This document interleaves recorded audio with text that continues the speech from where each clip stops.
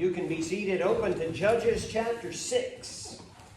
We're studying people who had significant or meaningful change of their name throughout Scripture. We've looked at two. We're looking at the third. We started into it last week. We looked at Abram, turned to Abraham, Jacob, to Israel. And last week we introduced Gideon, but we haven't gotten to his actual name change just yet. Gideon lived during the period of the Judges, and so you remember, Judges is the story of Israel being mired in this cycle of sin. They have sin, and it's usually idolatry, which is followed by judgment, and they fall under the oppression of some people group. Eventually, their trouble gets so bad, they call out, they repent. They're restored by God sending a Savior. And then they go through it again and again and again. So that's where we find Gideon. In Judges 6, the children of Israel have gone into idolatry and they've fallen under the oppression of the Midianites. Remember, the Midianites are distant cousins of the Israelite peoples. Verse 2 tells us that the people who should have been ruling the land had been reduced to living in caves in the mountains and scraping together an existence on whatever the enemies of God left for them. So it's absolutely inverse of how it's supposed to be. They were supposed to come in and drive the people out of the land. Now they're living in caves in the hills and living defeat consistently. This scraping existence is where we find Gideon in verse 11. He's engaged in a very frustrating endeavor. He's trying to thresh some wheat for his family, but he's not doing it on the threshing floor. He's doing it on the wine press. Threshing floors are on mountaintops. Wine presses were in the valley. He's trying to do the job in the valley because he's trying to hide from the Midianites. Verse 12 says, "And the angel of the Lord appeared unto him and said unto him, The Lord is with thee, thou mighty man of valor." And no doubt Gideon looked at the angel of the Lord and said, you can't be talking about me. Don't you see what I'm doing? He doubts the calling of God in verse 15. He says that he's from the tribe of Manasseh, which is a smaller tribe. He says his family is poor, and he considers himself to be the least in his father's house. Nonetheless, God sees not the problems, but the potential in Gideon. God sees the man that he can become. Verse 16, "And the Lord said unto him, Surely I will be with thee." That's what made the difference in the life of Gideon. That statement right there, that made the difference between a man who was completely and totally a dud and the man who we will see here in the coming chapters. "Surely I will be with thee, and thou shalt smite the Midianites as one man." Gideon offers a sacrifice to the angel of the Lord, which we know to be a Christophany. Remember that, a pre-incarnate appearance of Christ, because he accepted worship. He accepted the sacrifice, and had it been just an angel, the angel would have said, no, don't. Angels don't accept worship. They don't accept sacrifice. But this, the angel of the Lord, did so. But there's more instruction for Gideon. His first task is laid out for us. We're going to pick up tonight. That's all review. Now we're caught up. Look at verse 25. Here's his first task. This is part of the story of Gideon that is not usually told in the children's books or in the Sunday school classes. Verse 25. "And it came to pass the same night that the Lord said unto him, Take thy father's young bullock, even the second bullock of 7 years old, and throw down the altar of Baal that thy father hath. And cut down the grove that is by it, and build an altar unto the Lord upon the top of this rock in the ordered place. And take the second bullock, and offer a burnt sacrifice with the wood of the grove, which thou shalt cut down. Then Gideon took 10 men of his servants, and did as the Lord had said unto him. And so it was, because he feared his father's household and the men of the city, that he could not do it by day, that he did it by night." Now, we've already talked about the cycle in Judges. In this case, the idol of choice is Baal. Baal is the idol that is here. they have gone after Baal. Baal is the god of the Canaanites, one of many Canaanite gods. They were not only idolaters, but they were polytheists, meaning they worshipped many, many gods. They had this altar to Baal, which would have included a statue of Baal. And then they had the groves, which were usually, they went hand in hand. They were usually, a grove was called the Ashtaroth. It was kind of another statue, typically a lewd image that would be set up. And it was part of the worship there. Gideon is well aware of the depths to which Israel had sunk, because who owns this statue and grove? Did you catch it? His father. His father is leading in this idolatry.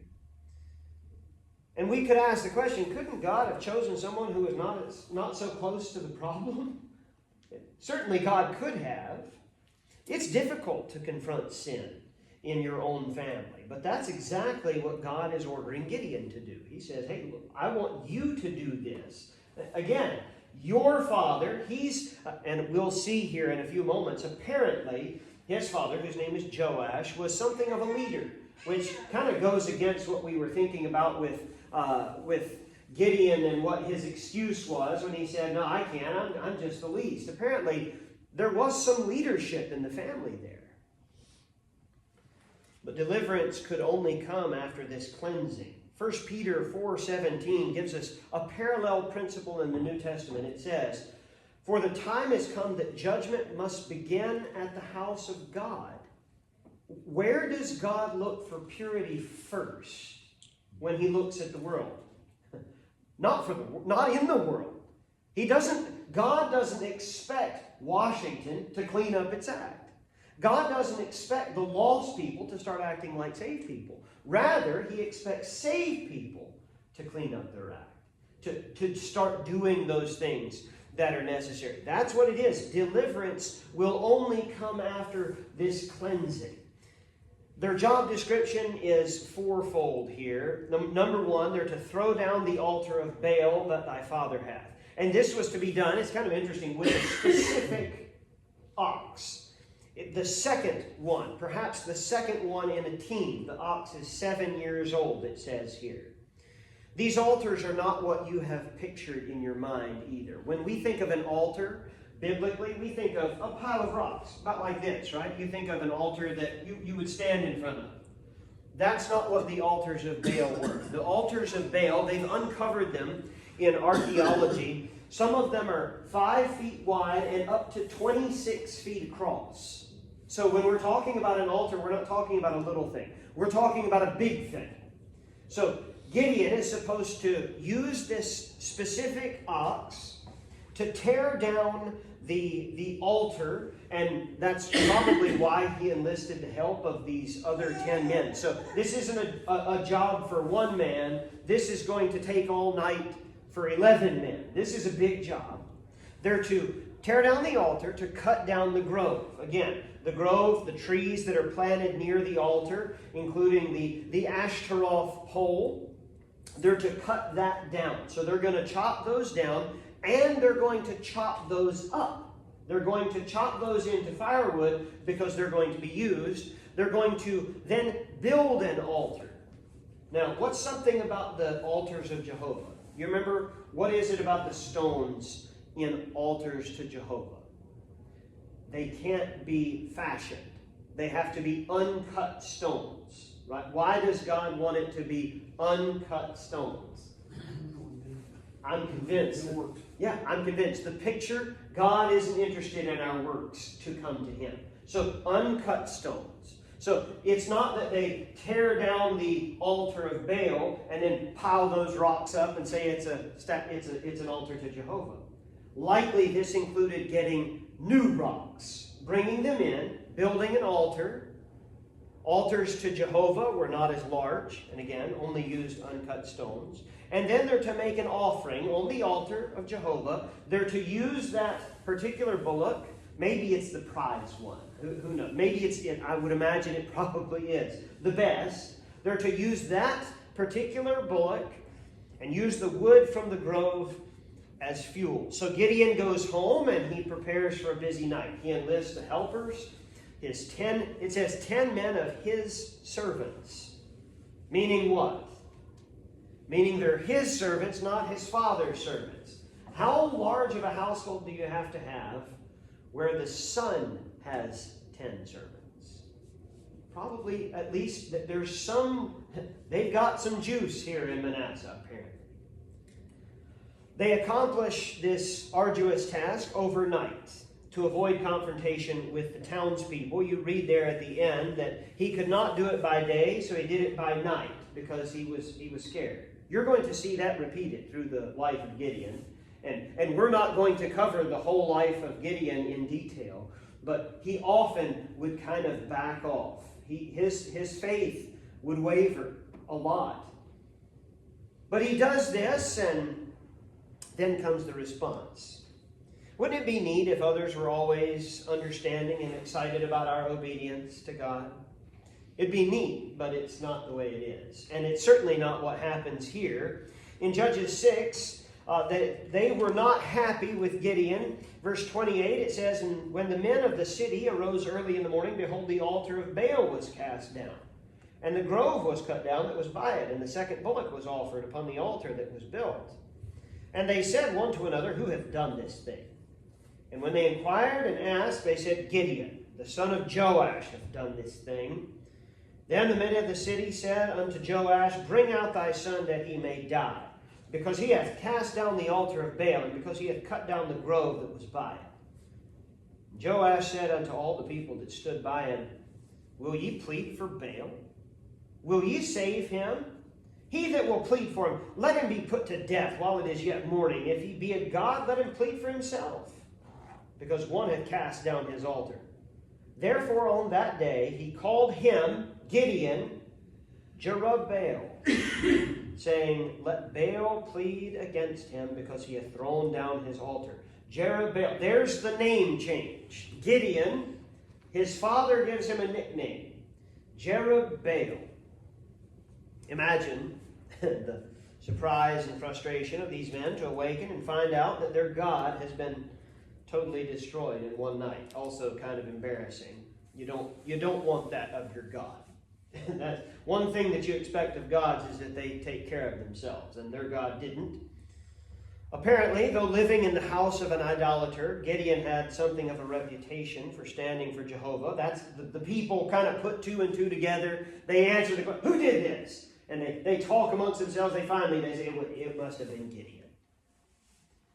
The men knew who had done this thing to their gods. So they go to Gideon's father, Joash, and demand that he bring Gideon out so he can be executed for destroying their gods. But Joash apparently had some authority in the area, and he was held accountable for the actions of his son. And Joash, it's interesting. Who owned the altar? Who owned the idols? Joash. But Joash kind of finds his spine here, doesn't he? Suddenly, perhaps he's inspired by the bravery of his son. He finds his backbone and he steps out and he meets the angry townspeople. And he points out the irony of their position. In verse 31, Will ye plead for Baal? Will ye save him? He that will plead for him, let him be put to death while it is yet morning. If he be a god, let him plead for himself, because one hath cast down his altar. In other words, don't you men hear what you're saying? You're mad because my son destroyed your God, which means he must not be much of a god. Let Baal contend for himself. It's a truth, and something that we should put down, and something that we should live in light of. Our right actions may inspire others to take that next step. That's what happened here. Gideon, who he said, I'm the least in my father's house. That's what he told the angel of the Lord earlier in the chapter. But here, he steps out, he does the right thing, and what does God do? God does a work, and it stirs something in the heart of his father. Gideon receives a new name and a formidable reputation from the actions of that night. Verse 32. Therefore, on that day he called him Jerubbaal, saying, Let Baal plead against him, because he hath thrown down his altar. Gideon's obedience to God rubbed off.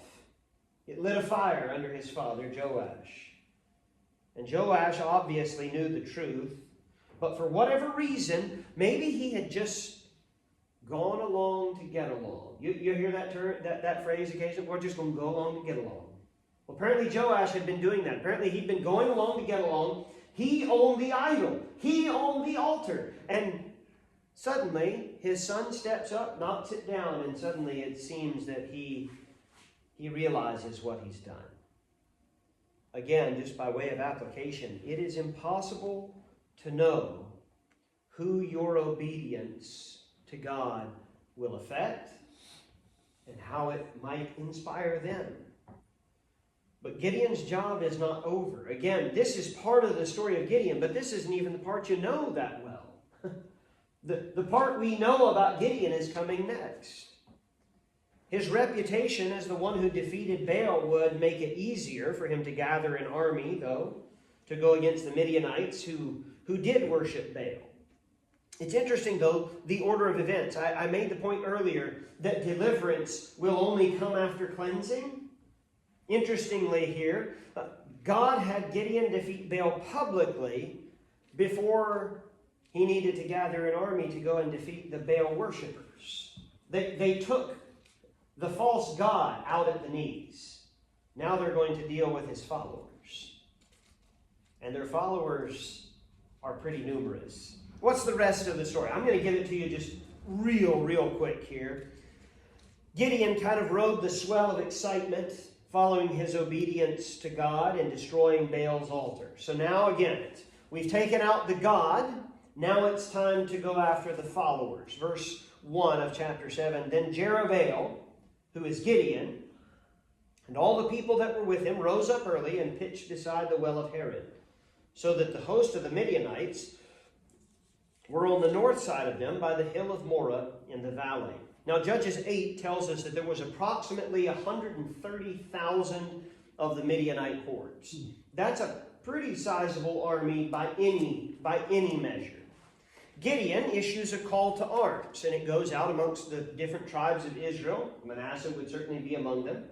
And he's able to field 32,000 Israelites. That's not terrible. It's not odds I would want to go to war with.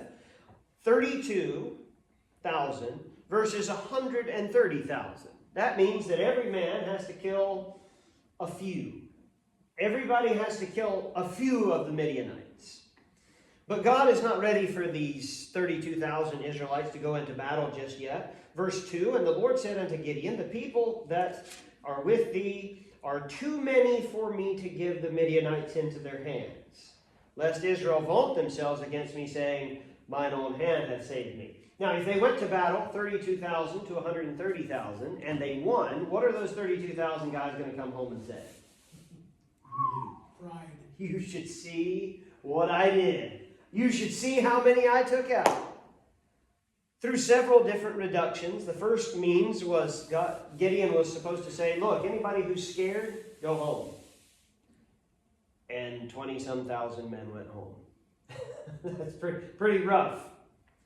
And then eventually, through a means of, he puts water before them, and they drink, and only the ones who maintain their readiness are chosen.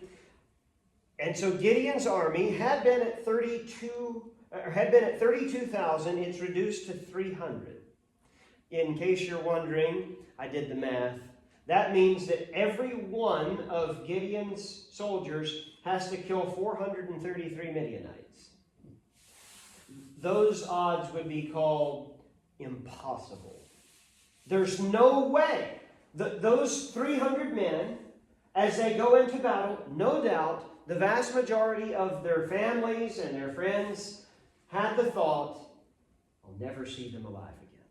They're going away. It's their funeral. Gideon took his 3 men, and it's worth remembering that 433 to 1 are pretty rough odds, but when you remember that you have 300 men plus God, it's not really a fair fight, is it? Not for the 130,000. Gideon armed his men strangely too. He didn't arm them and cover them. They didn't even have steel armor at this stage. So they went into war. You remember what they had? They had torches, clay pots, and trumpets. That's not what you would want if you're going into battle. He divided his men into 3 different groups, 100 men each, and they surrounded the Midianite camp in the middle of the night. Look with me at verse 19. Let's just read what happened. So Gideon and the 100 men that were with him, remember there's 3 groups like that, came unto the outside of the camp in the beginning of the middle watch, and they had but newly set the watch, and they blew the trumpets and brake the pitchers that were in their hands. And the 3 companies blew the trumpets, brake the pitchers, and held the lamps in their left hands, and the trumpets in their right hands to blow withal. See, they're not even holding swords. Why are they not holding swords? Because it would have been impossible anyway. This has nothing to do with their prowess in battle. Not one of these men would be able to say, I really whipped up on the Midianites. I didn't even have my sword in my hand. I had a torch in my left hand, trumpet in my right. And they cried, the sword of the Lord and of Gideon. And they stood every man in his place round about the camp, and all the host ran and cried and fled. And the 300 blew the trumpets, and the Lord set every man's sword against his fellow, even throughout all the host. And the host fled to Bethshita in Zererath, and to the border of Abel-Meholah unto Tabath. Who won? God did. By the way, could God have used each one of those 300 men and had each one of those 300 men kill 433 of the Midian? He could have. And he obviously, it would have been of God. But God chose, you'll note, they just stood still. They just stood on the outside. They stood there with a torch in one hand and a trumpet in the other, blowing the torch and shouting, the sword of the Lord and of Gideon. And they watched as all of these enemies of Jehovah butchered one another in their camp. Now, there's much, much more to the story of Gideon. We've looked just at a very small portion. If you read ahead, his story continues into chapter 8, and it gives the whole story. But it kind of falls outside of the scope of this study regarding his change of name. Let's get to the kernel of truth for us here from this passage. Gideon was not the kind of man that we would have picked if we were looking for the one who God is going to greatly use. He was hiding, he was cowering in the valley when God found him. But again, God saw the potential in Gideon. God took this unlikely man who was willing to obey. That's the key. God said earlier, I'll be with you. And Gideon was willing to say, that's enough for me. I mentioned this to you last week. You find Gideon's name in the New Testament. You find his name in Hebrews 11, in the Hall of Fame of Faith.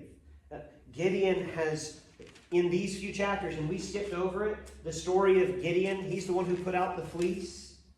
He put out the fleece, said, Lord, make the fleece wet and the ground dry. And then he switched it and said, make the fleece dry and the ground wet. He was not a man who we would even say, we wouldn't say he had terribly stalwart faith. Gideon's faith faltered at times. But ultimately, God used him to lead his people out of their oppression and into a period of rest. They came to the end of a cycle under Gideon. But it didn't start with a nation. Where did the story of Gideon's triumph start? It started that night when he and his 10 men went out and knocked down the altar of his father. It started at his house. His father was so impressed that he turned from his worship of Baal. He gave his son a new name and launched the deliverance of a nation. Jerubbaal, a man, more of a nickname, but a name that he'll go by multiple times. He goes by it all the way in chapter 9. You see him being called Jerubbaal. My question for you this evening by way of application is this. God used Gideon in a big way. What could God do with you if you took that next step of obedience? Gideon's story didn't play out the way that he thought it would, I'm sure. I'm sure when Gideon saw the 32,000 come in, he thought, these are pretty stiff odds, Lord. And then when it was reduced to 300, I think at that point something clicked and he realized this isn't about how many men I've got. This is about depending on the Lord and counting on the fact that God said he was going to do this and I'm going to trust him. And God did. What could God do with you? How could God use you to affect others if you would take that next step of obedience, whatever he bids you do? Any thoughts or questions or comments this evening on Gideon or Jerubbaal? There in 6:35, chapter 6, verse 35, it says, and he sent messengers throughout Manasseh, who also gathered behind him. He also sent messengers to Asher, Zebulun. Those of the tribe, so they went to those tribes, or were those guys still alive yet? No, those are the tribe, the tribe of them. Yeah. The actual men were gone. Long ago. Yes, yeah, they had died many years prior. Any other thoughts, questions? I would encourage you, read through, sometime when you have a few minutes, sit down and read Judges 6, 7, and 8. That's the story of Gideon, the whole thing. If you read ahead, if you read into chapter 8, you find he didn't finish that great. He kind of messed up at the end of his life. And it set Israel up in chapter 9. His son Abimelech came into power, and it was not a good situation. But God did use him to effect great change, first in himself, then in his family, and then in his nation. That's the order. That's still the order that God will